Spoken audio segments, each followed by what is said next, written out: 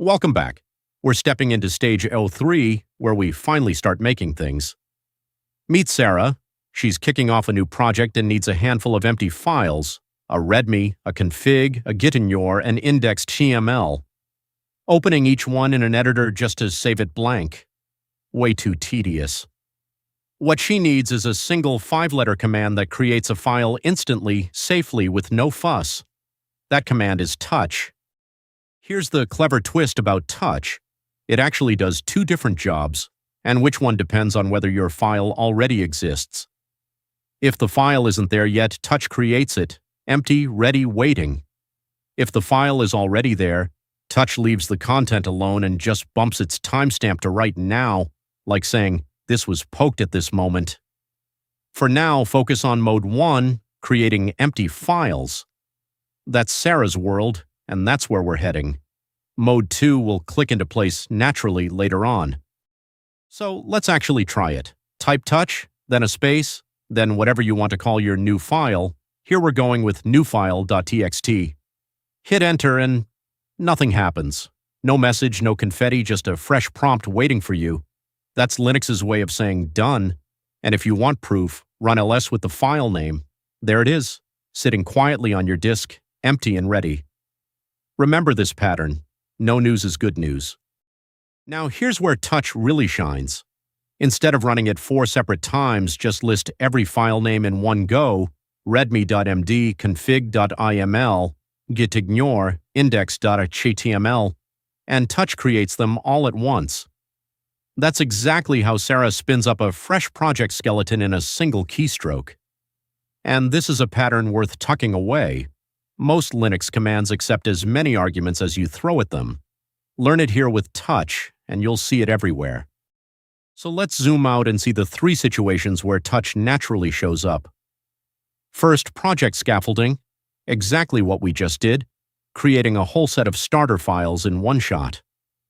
Second, the placeholder trick. Some editors refuse to open a file that doesn't exist yet, so you touch it first, then open it. And third, updating a timestamp to mark a file as recently modified without changing its contents, handy for build systems. Honestly, if that last one feels abstract, skip it for now. Pattern 1 is the bread and butter you'll use every day. Let's watch that pattern 1 play out in real life. Tom is following a tutorial that says, create a new web project with these starter files. He hops into his projects folder, makes a fresh My Website directory, and steps inside, all chained together with those double ampersands. Then comes the star move, 1 touch command, / to continue on the next line, and 4 files appear at once.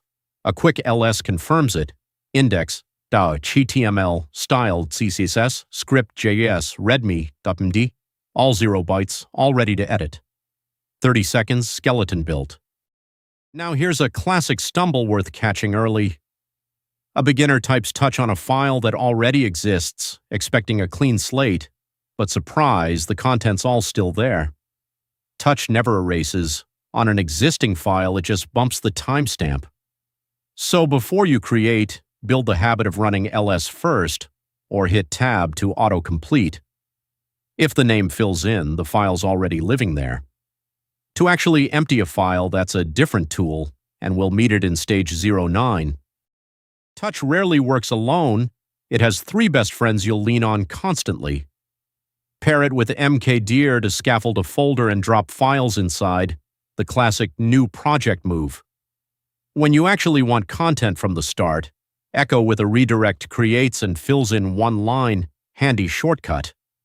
And ls is your trusty witness. Run it right after touch, add lh, and you'll see your brand new 0-byte file sitting there, proof that the silence worked. All right, your turn. 3 quick exercises, about 3 minutes total. Hop into a safe folder like downloads or a temp directory first, then start simple. Touch test.txt followed by ls to confirm it's there, 0 bytes and all. Next, flex that multi-argument power. Touch a.txt, b.txt, c.txt creates all 3 in one go. Finally, run touch on test.txt again and check lsel. Same empty file, but the timestamp jumped to right now. That's mode 2 in action. And that's lesson 11 in the bag. You've added touch to your toolkit, a small command but a real shift. You're now making things, not just looking at them. Up next is mkdir, Touch's natural partner for creating folders. Put those two together and you can scaffold an entire project from an empty terminal. See you in lesson 12.